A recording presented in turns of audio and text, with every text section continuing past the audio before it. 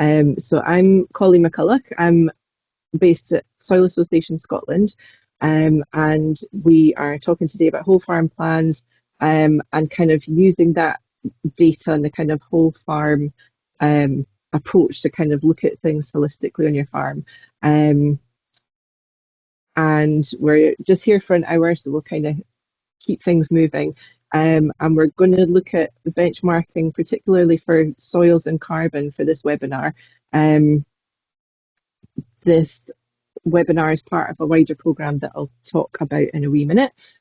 So we'll talk about kind of whole farm plans, the overview of what is the requirements, what you need to do, then hear from Charles Ekin at Lumphinnans Farm, and hear about what he's measured so far, and then use Soil Association Exchange, which is a kind of holistic benchmarking platform, to look at how you can use lots of different metrics together to kind of measure, baseline, benchmark what you've got, but then kind of use that in an ongoing and holistic way to kind of measure and make decisions around that.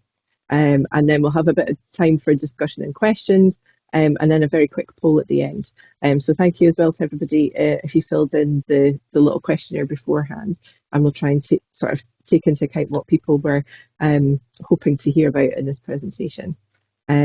So the whole farm planning programme is funded by Scottish Government for 18 months to look at whole farm plans and the whole kind of range of how you measure things, what you measure, but then more importantly, what you can do with that data once you've got it, because if you're having to collect it, you might as well use it for your decision making on the farm.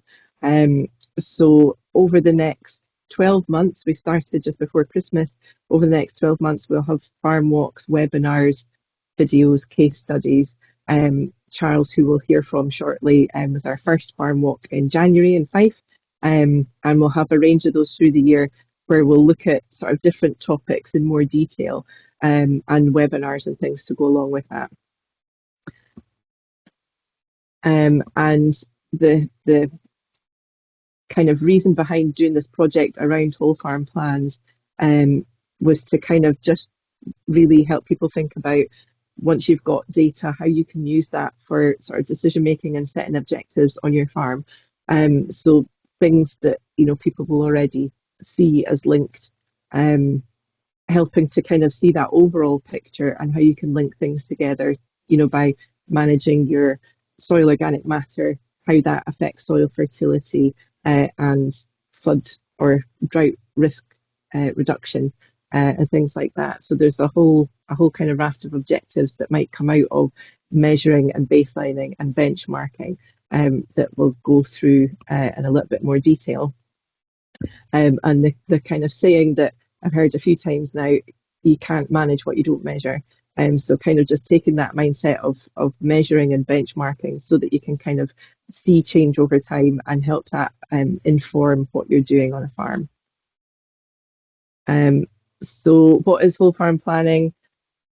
I guess most people that are here will know that from May this year, it's coming in as a requirement for part of the basic payment scheme that the Scottish Government is trying to measure emissions associated with farm businesses, their environmental condition, health and welfare of livestock, and how much fertilisers and pesticides is being used, and whether that can be managed.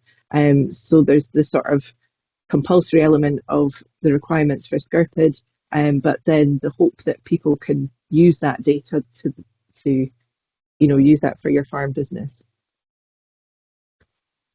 And yeah, this is what people have got in letters home. The more you understand about your farmer crop, the more productive and profitable you can be, and the more that could then contribute to climate, biodiversity and emission targets. So it's sort of trying to tie everything together. And I won't get people to answer this quick poll. We did this when we were at Charles's farm in January, trying to get a sense from people how many people don't feel ready yet for their whole farm plan requirements. Have you not? Are there any audits that you haven't done or you're not sure about? Are a lot of people already well beyond that point? Is there sort of confusion. We've had a few questions about which platforms to use. There's, lots of different platforms for all of these different kind of audits. Which ones are the best? Which ones suit you best? And also from our point of view, doing a sort of knowledge exchange program around whole farm plans, what kind of resources would be useful to people? So if any of those questions kind of pop out to you, put an answer in the chat or a comment in the chat, and we can pick up on that when we come to the discussion bit. Would be quite useful. Oh, and somebody saying the presentation isn't displaying. Is anybody else having trouble seeing the presentation? Or can people, Charles, can you see it? Yeah, okay. Yeah, I can see the presentation fine. Yeah, okay. So for the person that it's not working for, I wonder, yeah, if you log out and back in and see if that helps. Um, you would sort of hope after like 4 or 5 years of doing lots of online stuff that, we might have got there with the technology, but it just, there always seems to be some sort of glitch. So hopefully it starts working. So, yeah, if anybody has any comments about any of those questions, pop it in the chat, and we can pick up on that in the discussion bit. So for whole farm plans, there's those sort of four things that Scottish Government wants to get an overview of for the whole of Scottish farming and crofting. And that's sort of split into 5 audit areas. Carbon audits that most people will be familiar with, soil testing, including soil organic matter, to sort of look at the carbon content, animal health and welfare, IPM being integrated pest management, and how that ties into use and reduction of pesticides, and then biodiversity. And they all kind of link in together in lots of ways. So I'm sure most folk will kind of have the handle on that on the 5 areas. So there's 5 audits that make up a whole farm plan, and from 15th of May this year, and everybody that's getting basic payment schemes will have to have 2 of these audits. And I think a lot of folk will probably have at least 1 or 2 in place already, especially if you're part of a sort of a accreditation scheme, or if you've got a certification scheme of any sort, you might already have some of these. So, and then by 2028, everyone who gets base payment will have to have all of these that are applicable to your farm. So if you don't have livestock, you don't need the animal health and welfare plan, for example. But the first 3 that are soil analysis, carbon audits, and habitat surveys, everyone will have to do those by 2028. And they're all every 5 years. And the annual ones apply to people that have crops or livestock. And you can see, I won't go through all of the text, I realise there's quite a lot of text on these slides, but the soil analysis, aiming to improve productivity through improving soil health, knowing what your sort of fertility and organic matter content is, helps target inputs if you use inputs, helps target manure if you're using that, and see right across the farm what your soil condition is like, so that it can be managed, and also to improve soil biodiversity as well. So this applies to Region 1 land, so sort of excluding the LFA areas, which they still recommend doing soil testing for, but this will be compulsory for Region 1 land, and it must include soil carbon. So if you've already got a soil analysis from within from 2024 onwards, it has to have soil carbon in it. If not, you would need to do a new one. There's a list in the middle there of a few of the labs in Scotland that can do soil testing. The cost varies per sample. And then we'll have a look in a little bit at Charles's soil analysis for the farm. And that's just sort of what a typical soil analysis report can look like.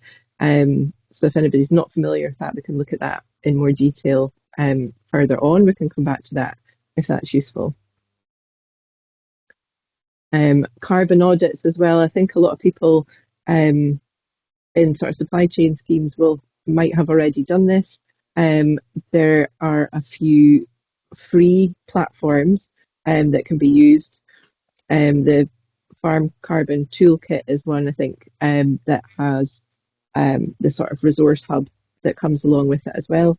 And I see Jane's putting the useful resources and links in the chat there. So there's a few helpful links for more information that we'll send round after the webinar as well in a follow-up email. But thanks, Jane, for popping them in the chat. So carbon audits, aiming to identify where there's high levels of sort of carbon emissions and ways that you can reduce those.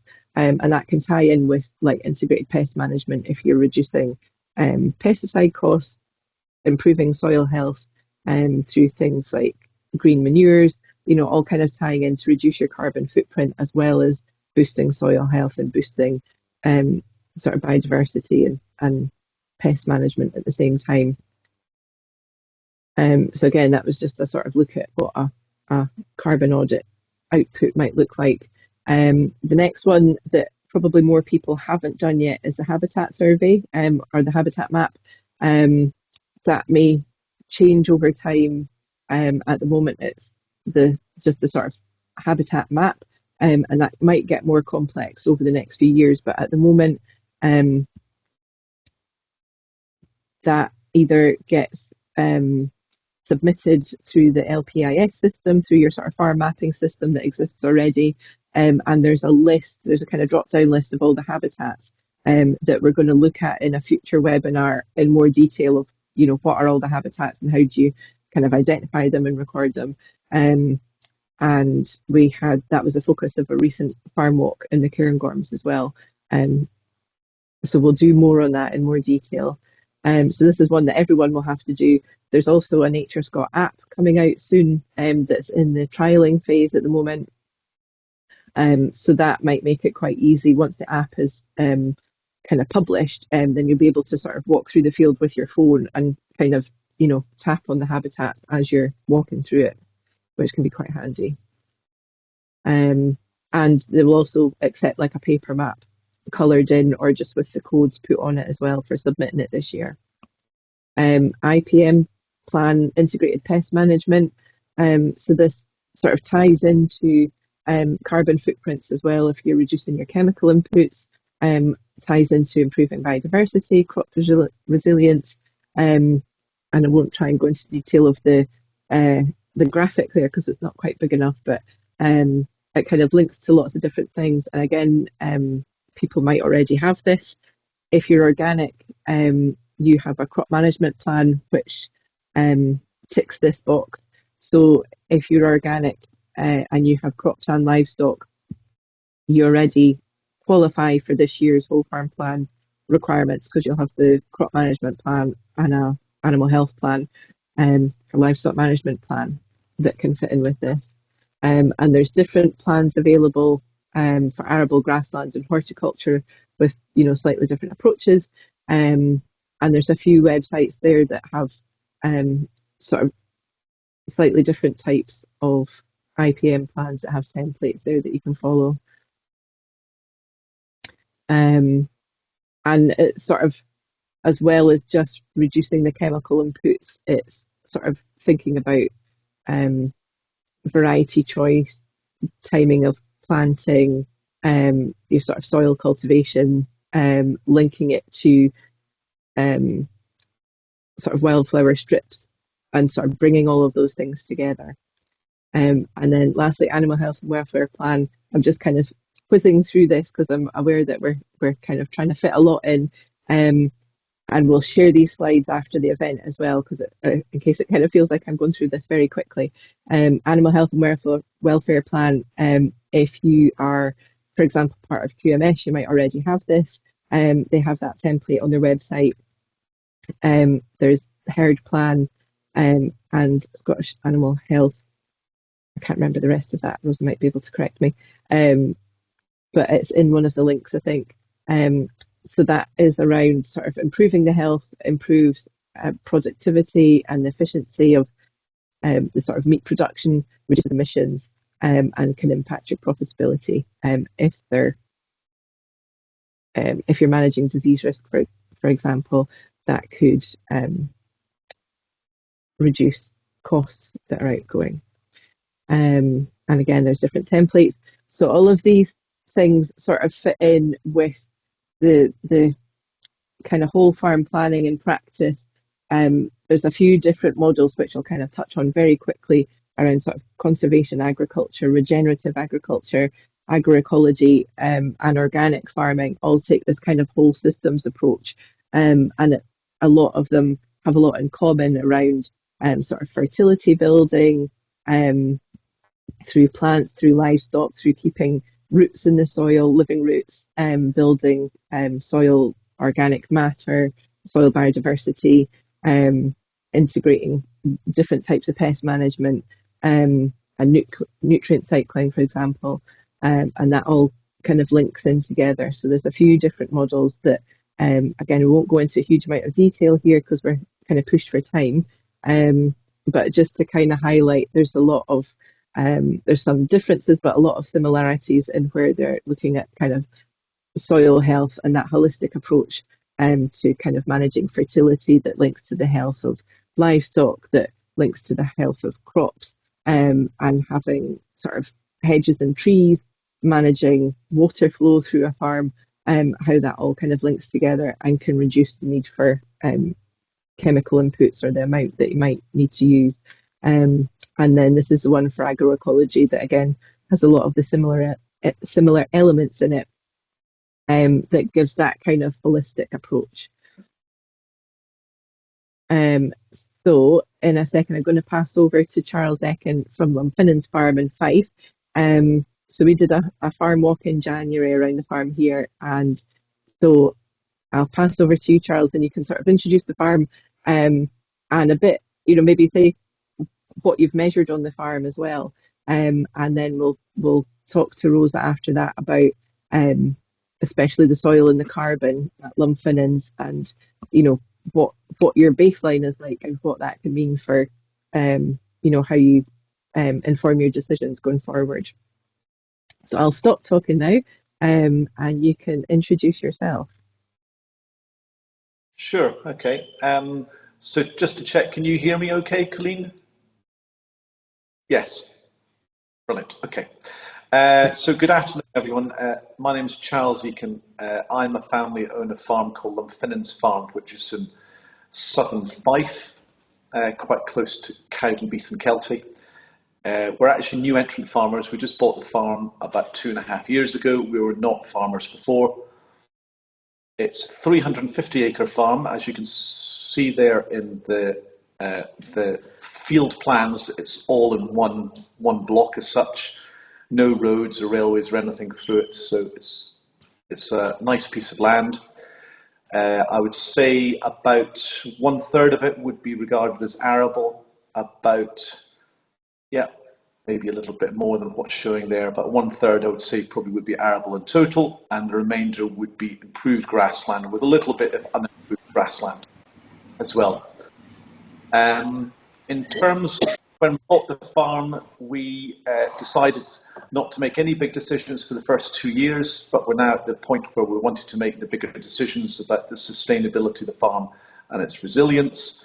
So we found the whole farm plan and soil association exchange a really useful tool to help us make our long-term decisions. And I suppose the saying goes is, if you have bad data, you could make bad decisions, and we're very keen to make good quality decisions. So that means just having good data. And in terms of the whole farm plan, there's obviously, as Colleen explained there, there's 5 elements that we have to do 2 out of 5. So why are we doing that? Well, firstly, if we don't do it, we don't get the subsidy for this year, which is a pretty good incentive to do it. So we've actually done 3 out of the 5. So we've done the carbon audit, and that was fully funded by the Preparing for Sustainable Farming Initiative, which is a Scottish Government funding package. And we also did our soil testing, and again, that was virtually funded by the Preparing ESF scheme. I think there's someone there huffing and puffing in the background. I'm not sure if you can Colleen I think I've just silenced them. muted everyone. Yeah. All right, okay, good.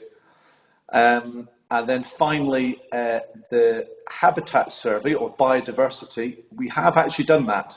We are part of the trial group through Nature Scot to trial their very good biodiversity app. So I would recommend that when it becomes open for public use to use that, and then you can do for free your biodiversity mapping of your land holding. And again, that is one of the 5 things that ultimately we're all going to have to do.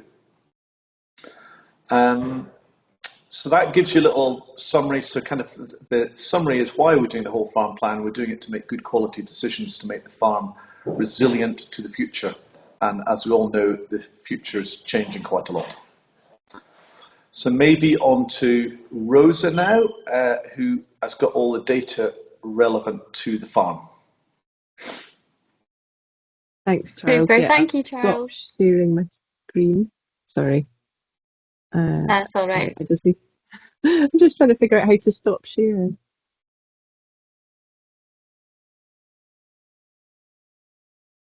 I think it's a tab on the Right. top there. Yeah, well, it sounds very silly, but normally it comes up and there's just a button that says stop sharing. Um, Yeah. that's not coming up. Um, Rosa, are you able to take control? I think there's a tab at the top. Yeah, I was just looking at that. I'll do that. Good luck to us all. And okay.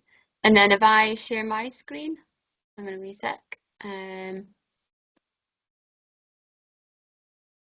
Okay. Does that look okay for oh everyone? yeah, I think Yeah. that's worked. Well Okay. done. Okay. Perfect. Thanks, Rosa. Okay, dokie.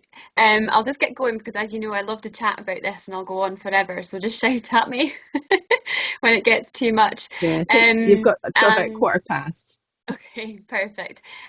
Yeah, huge thanks for being asked along to come and have a chat with everybody today. And as you can probably tell, I just love chatting about Soil Association Exchange and telling people about the programme. I think because the more I've worked within it, the more it sort of dawned on me how useful it is, both for farmers and beyond. And it is so holistic. And I think even what's quite recently dawned on me is how much it actually puts the power, by which I mean the decision making, back to the farmer. And it seems as though it's for a long time perhaps not been with them, and it's sort of around a lot of critical decisions. So it's been quite interesting. But I guess I probably will jump around, so you'll just have to forgive me. I will start with the Soil Association Exchange. We've been around for a few years now. I'm one of the farm advisors. So I'm one of the people out on the ground, effectively working with farmers. I haven't specifically done Charles's farm, but I've seen his data and had a good go at I've walked around the farm with everyone in January as well. So it's been a nice process to go through. But as I say, I'm one of the farm advisors. My region is Scotland, which means I see everything, and that's really nice actually from an advisory point of view and from a farmer point of view, because there's a lot of knowledge you can share there from one end of the country to the other that's still applicable, despite the fact that in very short distances, and sometimes, as you'll know, field to field, our soil type changes and our weather changes. So it's really, really nice. We also have a great team of technicians who go out on farm and collect a lot of data and do a lot of sort of biodiversity measuring and that kind of thing, which I'll chat to you about a bit more.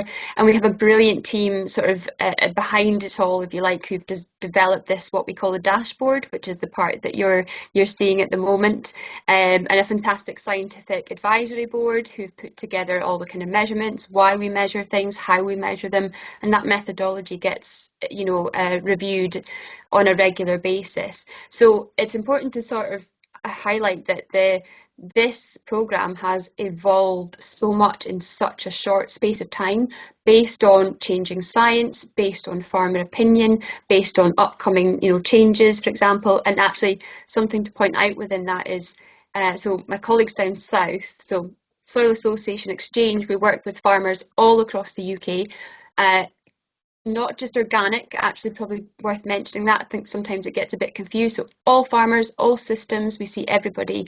We've had about 1,000 farms go through the process so far.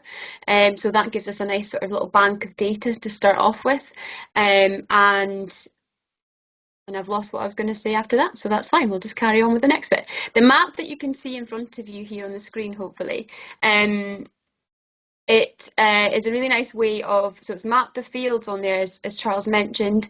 You can change, the colours represent different things. We have some fancy technology which tells us the kind of parent material underneath your fields. We have fancy technology that tells us where the woodlands are. We can map on the hedges, we can map on any ponds, rivers. All kinds of agroecological features can be included on these maps, and we can change it. And what you can kind of see there as well, so we can add fields, obviously take them away, change their use. The sort of little icons that you can see represent like where the sampling's been taken. So you can see across Charles's farm that where birds have been kind of listened to usually, or looked for. You can see where soil sampling's happened, and we aim to get a representative sample across the whole farm. You can see where we've looked at hedgerow structures, or in this case actually plant diversity, so what's in the sward and what is it telling us. So you can sort of see how that's mapped out there as well. And I guess what Colleen mentioned is that this gives us a way to see in one place our baseline data that is important for our farm. It allows us to kind of showcase to people our credentials, if you like, how sustainable you want to be, or the parts that you want to show other people. It gives you a place to show everybody that and showcase that. But it also then allows you to start to think, based on the measurements that you've got, how you can optimise your natural capital or various other kind of things that you may be looking to do. So it's a really important process to go through this whole kind of holistic system. And at the end of it, I suppose, for the farmer, what we do, my job is effectively is to collate all of this and think, what are your recommendations? What will we do? And I base that essentially around what the farmer wants to do. What is the goal of the farm? And what are these results telling me? And those things combined really shape the kind of focus of taking the farm forward and really making sure it goes in the direction the farmer wants to go in. So I'm going to just show you what we look at is, hopefully the screen's just catching up. We look across, and I'll go into those soil and carbon in more detail.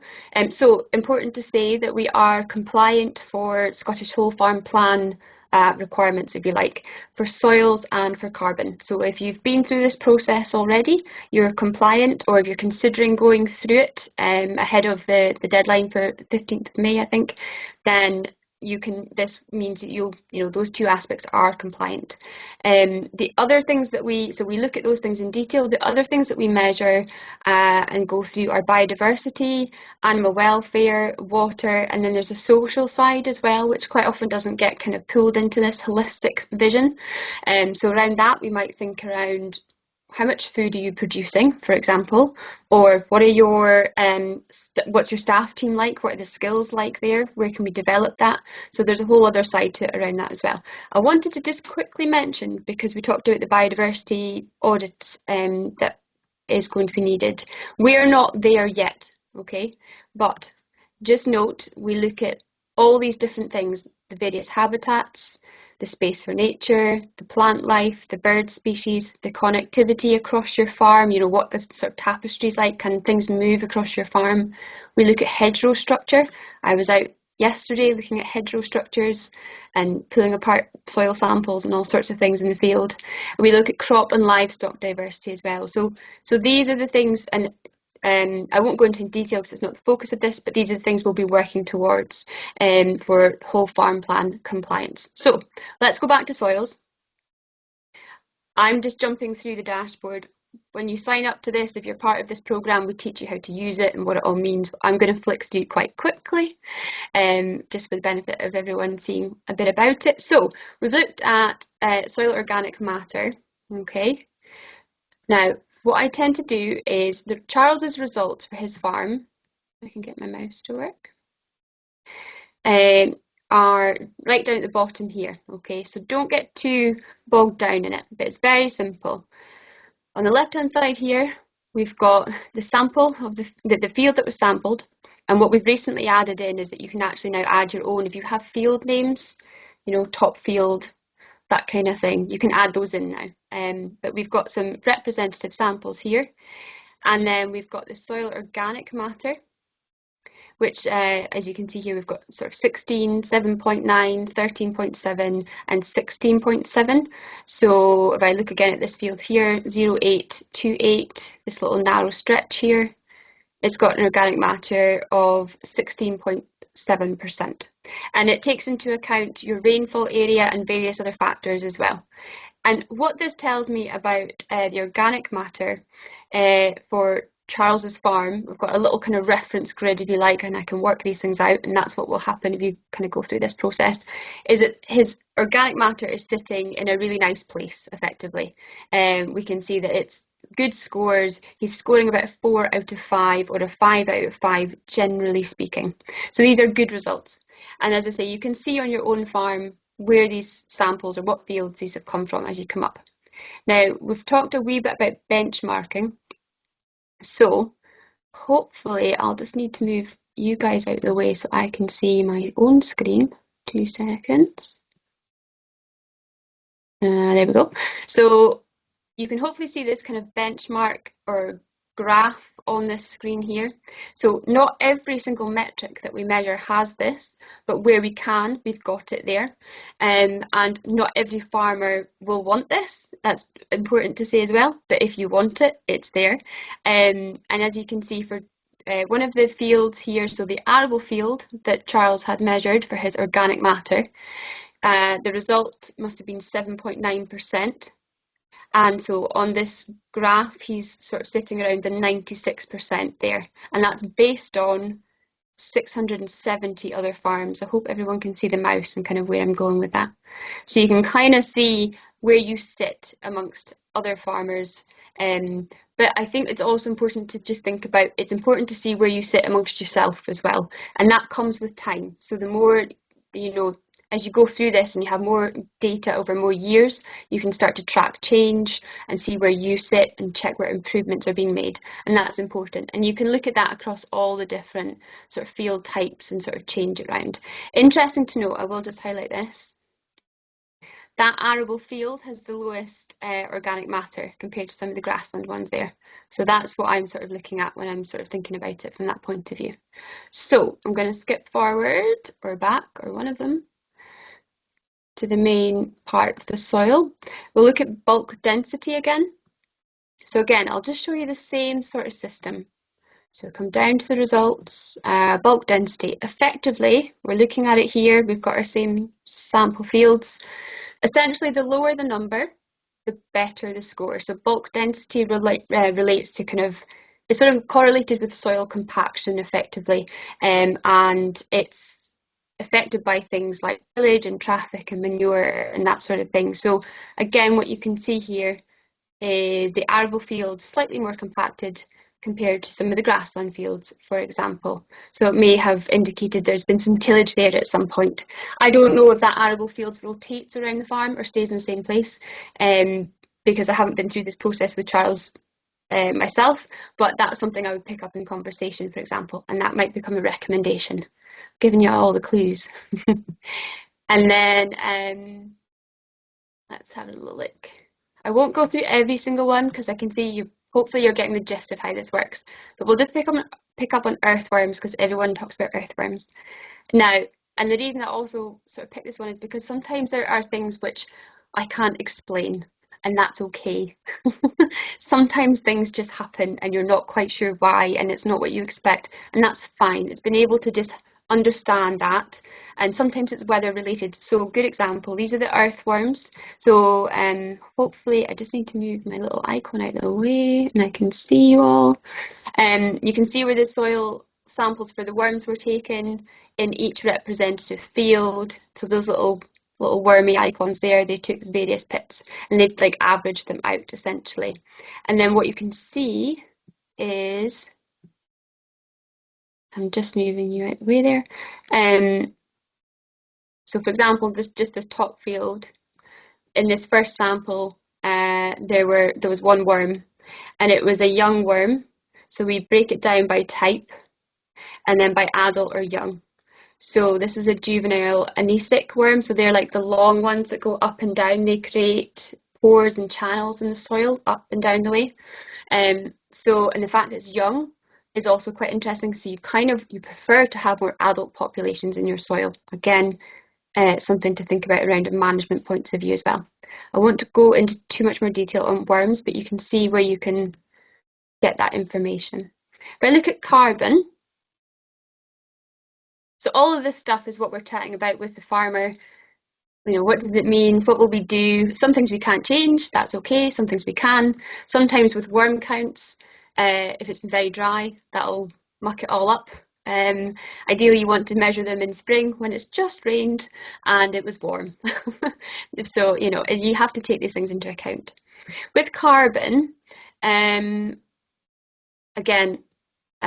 we look at all different types of things. I'm going to show you something, probably this pie chart is the best thing to show you here. Again, so in this case, I'm just moving, I keep trying to move this icon out the way, which I don't think you can see, but I can see. There we go. Okay, so carbon results. We can just see your dashboard, so that's fine. Okay. You're like, it doesn't matter where I put you, you're in the wrong place. I can't see what I'm trying to talk about, so forgive me. And I'm conscious I then accidentally end the meeting for everyone, which hopefully won't happen. So carbon. We all talk about carbon. What we mean is greenhouse gas emissions. This is important. We don't just mean carbon, we mean also methane, we mean also nitrous oxide. So what's really useful if you're not sure is this first kind of carbon result effectively. So you get some nice pie charts. So the first thing that happens is you get this, the pie chart tells you the source of your emission. So Charles has livestock, and so they are creating the main source of their emissions. That's important. You need to know where your source of emissions comes from before you're going to know how you tackle it, or if you can tackle it, and that's important to think about as well. We can see there's a very small section, about 4% of his emissions come from inputs. So there may have been some chemicals used or some seed bought, perhaps, that sort of thing. And then there's a little bit there coming from fuel. So it's important to think about what your source of emissions are. And then further down here, you can see the type of emission. And again, I just want to highlight how important it is to think about this, because if you want to tackle, you need to tackle the right gas and know how you're going to do that. So methane, obviously, as we know, comes from the livestock. There might not really be a huge amount you can do about that unless you particularly want to downsize, for example. Or the classic one that I see is you maybe have 200 breeding ewes, but you'll have about 200 tups as well for reasons I can't explain. But many people carry too many males for the number of females that they have in their system, and that's an easy one to say, I can reduce that. Okay, but it might not be possible to take that, down too far because of the nature of your business, and that's okay. But you can see here you get a percentage of the carbon and also of the nitrous oxide. Now, the nitrous oxide is an interesting one here because nitrous oxide is actually more potent and potentially more harmful long term than carbon, and that we tend to talk about. So it might be that Charles, if he's particularly interested in that environmental aspect, to consider his nitrous oxide and the sources of that and how he might manage those differently, so that again that forms the basis of recommendations. And you can go further down, the dashboard tells you much more about it. I'm not going to go into too much detail there because we don't have time. I'll just show you one other. What will I show you? There's so much. I mean, we could do this all day. I suppose it's important just to highlight that we look at your woodlands. So your stocks there are effectively what the woodland is currently capturing.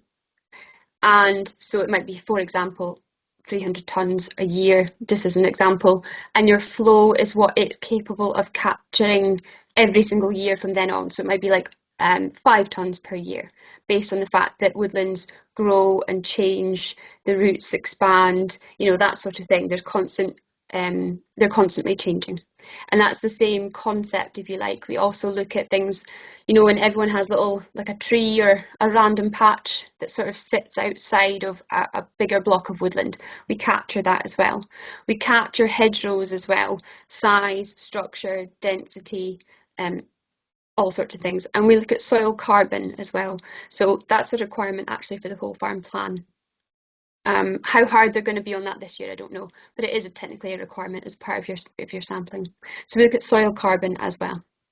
I'm going to get in trouble because I haven't done my recommendations and I've got 2 minutes left to go. I'll just go back onto this screen. Recommendations. As I say, with recommendations and what we do with this farm very much depends on what Charles wants to do and then also these results. The soil health for me tells me that the pH is generally fine. There's a slight nuance there in one of the sampling fields, but that's because it's probably a field that you wouldn't naturally try and improve. It's going to be left as it is. So that's okay. But the rest of it, the pHs are probably looking okay, but you want to maintain that. So you're always thinking to yourself, how do I maintain the productivity of my soil? What's my management plan for that? So it's probably thinking about obviously regular testing, but also using lime as well to make sure that you're not going to lose that productivity. So that's always a key thing to think about for any farm. You're also going to probably for this farm look at the diversity of the sward. So Charles mentioned that quite a bit of his ground there is improved grassland or arable.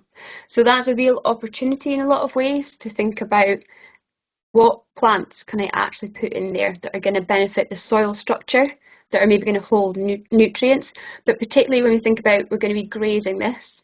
So what's going to be deep rooting, or how can we get a feed value out of it, or what will provide minerals or anthelmintic properties? These are things that might save on other aspects of the farm, having to buy things in. Mineral buckets are the classic one, especially at this time of year. So it's thinking about that. We might also start to think about rotational grazing. We can build extra cover, it gives us extra feed, we might be able to, well, you can do a whole host of things with it really. So that would be another aspect I would start to look at. And then I suppose thinking about the carbon side of it, and they're all kind of interlinked really, I would again be looking at livestock efficiency. I'd be looking at performance, weight gains, final weight as well. Are the animals too heavy for the land? What breed have you got? Are they finishing on time? Have you got too many males? Always comes back to that one. Being more technical around how you keep your stock is really going to help. But also, I mentioned nitrous oxide, and I'll finish on this one because I'm conscious of time. Nitrous oxide, so if you're not using that much fertiliser, which I don't think Charles is in this case, then you might want to look at how you're storing your manure. So that's another good source to think about. This might potentially be emitting too much nitrous oxide, and I could actually improve the quality of my farmyard manure, which is hugely beneficial to the farm. So I'd be looking at how I'm storing that and handling that as well. So that was a lot. I'm going to stop, but hope that gives everyone a bit of a flavour of what it's all about. Thanks, Rosa. That was very impressive timekeeping. You managed to pack quite a lot into that 20 minutes, so well done. We've got a bit of time now for some chat and some questions. And before I open it up to everyone else, I just want to see, Charles, do you have any questions from that overview that you want to ask Rosa? Was there anything, or from you having sort of gone through that baselining process already, is there anything that sort of jumped out at you or anything that you're not sure about? Yes, there was actually, Rosa. So you touched upon it there. So diversity of sward. So we have the big arable field that was used for ground turnips for the last couple of years. That has to go back to grassland for the next few years. So on the basis of what you know about the farm, what kind of diversity would you be looking at in that grass seed mix that we're just about to sow in about 6 weeks' time? Yeah, nice. I would definitely be looking at getting something in which you predominantly want it for feed, I think, don't you? So I would be looking at things that are going to contain clover, that are going to establish quite quickly. I think cocksfoot would be a good one there, and things that are, you can get some really nice mixes locally, actually. So for anyone who's, I think Dod Seeds would be a good place for you to have a look at if you're considering looking at different. Yeah, has a thumbs up, good. So they have some lovely mixes. But yeah, I think if you are looking at that kind of feed value, I don't know how well plantain would do with you, so it'd be good getting some specialist advice on that one. So that kind of chicory plantain mix is a classic for feed. But with something with a bit more longevity, you'd be looking at a mix of white clover. If you wanted a better protein source and a deeper taproot, you can look at red clover. So there's all kinds of different things you could sort of start to add in there. So I can certainly have a look as well after this, Charles, and have a little deeper dive into it for you for sure. But that would certainly be a good starting point. Yeah, that would be really useful because we're just about to seed that field, and it's about 35, 40 acres, so it's quite a big chunk of the farm. We've got an opportunity to have as much diversity as possible on 40 acres, and we're going to be doing that in the next couple of months. And considering as well, I guess for everyone listening, is how long it's going down for as well. I'm not anticipating that you're going to use it for silage or anything like that, but you might be, and that's something to consider. Is it just for grazing or is it for cutting as well? But yeah, considering how long it's going to go down for as well is important, and how you're going to graze it. So like we talked about, maybe potentially integrating some rotational grazing, so and when you're going to graze it as well. So I know your cattle maybe aren't there all the time, but then you're sort of thinking about when do you need this feed for. So they're all kind of factors for to consider with it. But it's a great opportunity. So again, sorry, for anyone reseeding and that sort of thing, using arable fields as part of your rotation is a great way to manage sort of weeds and that sort of thing without having to use inputs. It gives you a chance to freshen up the ground, grow your cash crop of any kind, and then go back to grass to build your fertility. So that's a nice way to reduce your input use as well, which is useful from a carbon perspective. Sorry, that was just... Thanks, Rosa. No, it's all got great. to be quiet. I know, yeah, we've got an hour, feels like a very short amount of time to there's lots of rabbit holes that we could go down in tangents. So from the audience, is there any questions from anybody listening for either Rosa or Charles on some of the things that we've touched on? You can put them in the chat or just shout them out if you can find the unmute button.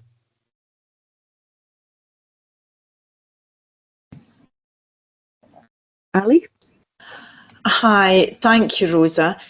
This looks fantastic, actually. It looks really, really comprehensive. You're saying it's available for all farmers. So I think my first question would be, how does somebody sign up to it? And is it an annual subscription based on area, based on the head of livestock or whatever? But also curious to know how this, and I don't know Soil Mentor inside out. I've just encountered it reasonably recently, and I've got a couple of farmers that I work with that use it. Is it comparable to Soil Mentor? It looks like you're doing an awful lot there in exchange. It does look amazing, but just I quite appreciate there's more than one model out there, but just to get your take on how it compares. Thank you. Yeah, thanks, Ali. I honestly wouldn't be able to give you that comparison myself, but I'm sure there's some of my colleagues who would be able to perhaps answer that question. So I'm more than happy to put that to the wider team and just see what their thoughts are. So that's something we can certainly look into. In terms of, so that I can get you a better answer, basically, because I wouldn't be able to give you that comparison myself. But in terms of being able to use the Soil Association Exchange, I've just put a link into the chat so everyone can go to the website, which has sort of details, and I'm sure Colleen can share that afterwards as well. They're just about to roll out the package that means you can sign up and that sort of thing. So best thing is get in touch with either myself or go through the website, and I'll send you on to the right people to sort of get you signed up and get you started. So just get in touch basically, and we can get the ball rolling.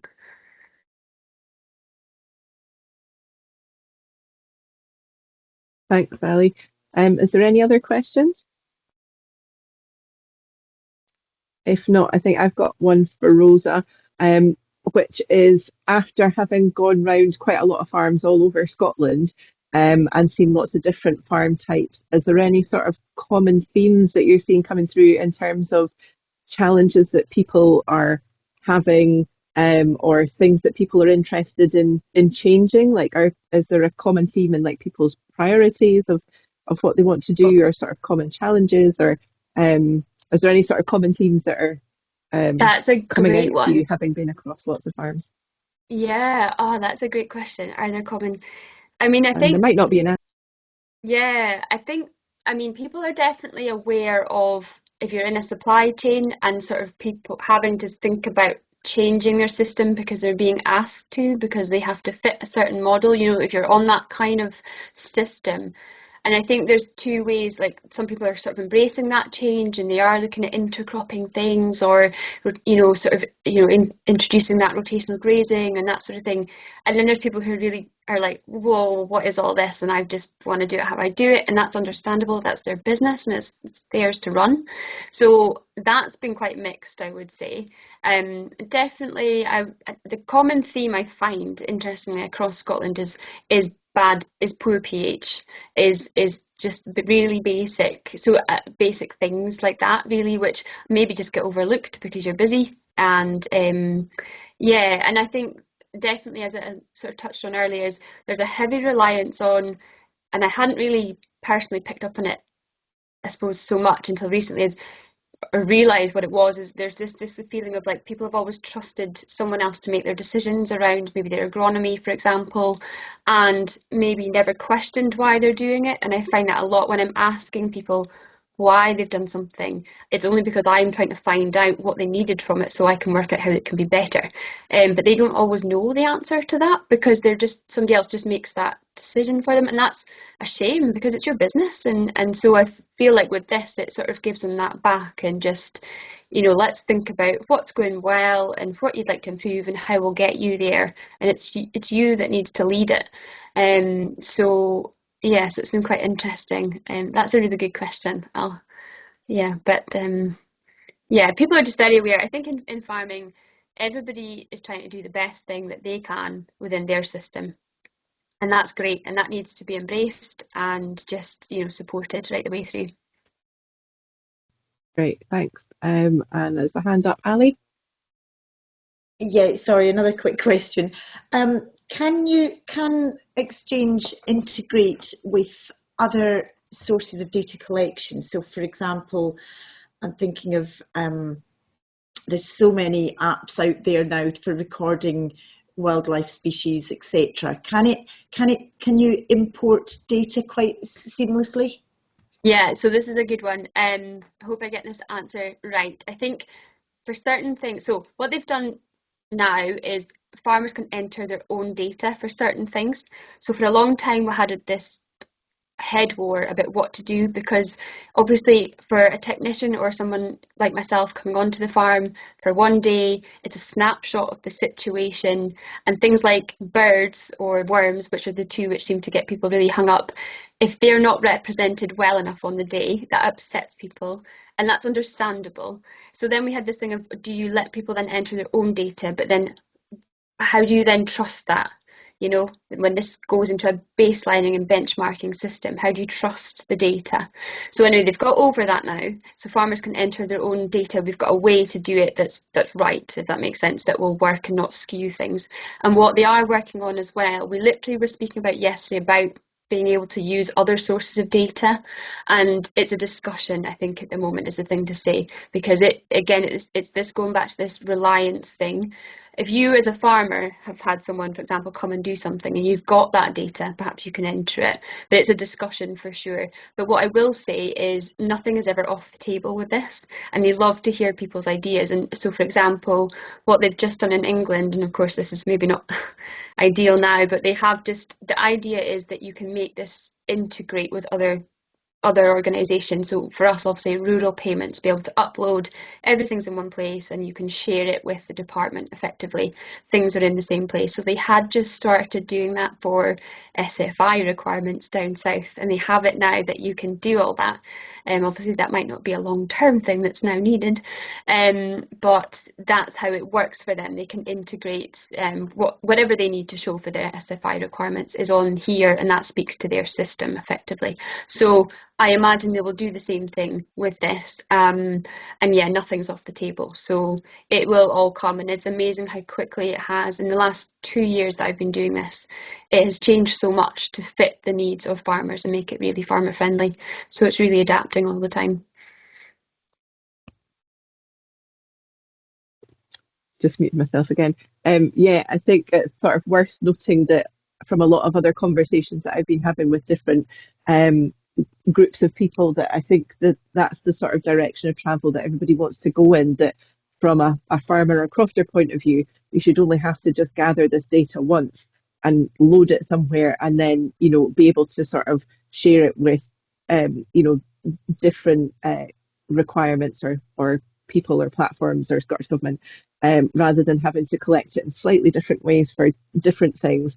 It would be great to just be able to collect it once, have it somewhere central, and then I guess it's the sort of technology barrier a little bit, that things are catching up with each other, that not all the systems are compatible, but to try and get all the data in a kind of compatible format on systems that can speak to each other is the kind of dream Yeah, that and everybody's trying to work towards, would be ideal. absolutely. And I think also, just to add as well, where that's key for us is we're what we call open source, which means anyone can see how we do what we do, whereas a lot of companies want to keep that to themselves. And I think that's Mhm. why it's been so difficult in the past to have this easy sharing of things and systems talking to each other. Whereas Soil Association, anyone can see how we do things and why we do them. So hopefully that will help change that Yeah, situation. And yeah, we're very, there's some very yeah, there's some good examples in places like Ireland, for example, where I think they've got quite a good system of you know, data collection being centrally held and then accessible by lots of different parties, and it just makes it so much more efficient and saves time for farmers who are already too busy for doing, you know, more paperwork. That's a sort of duplication that we want to avoid. So I'm conscious that we're sort of running out of time. Um, is there any final questions before we sort of thank everybody and wrap up? Um, if not, we can kind of wrap up there. If people have questions, they can email it to us afterwards. I was going to do a quick poll at the end, but we've run out of time. But I'll put that in the link in the email that we're going to send out, like a follow-up email with links to all the information that we've had here, the slides that I shared, and the sort of follow-up questions. So if you think of anything, ping it across and we can answer questions by email afterwards. Do have a look at our website, which would have been in the email, the introduction email, or the one that we'll send out afterwards. There's new case studies, of one of which is Charles, and a video that's just gone up, and a couple of practical guides, and we'll keep adding to those through the next 12 months as we sort of go into all of these different areas in more detail. So yeah, keep an eye on things, and yeah, James just popped another link in the chat there. So thank you very much to Charles and Rosa for taking us a kind of quick run through one way of benchmarking the soil and carbon specifically, but that it kind of was just useful to use that essay exchange platform to see how you know, one way that you can measure everything together and kind of get that whole picture. Other platforms are available, and we'll be looking at them through the next 12 months. But yeah, thanks everybody for attending. Thanks to our speakers. And yeah, keep an eye on our project page, and there'll be more stuff coming out over the next few months. So thanks very much.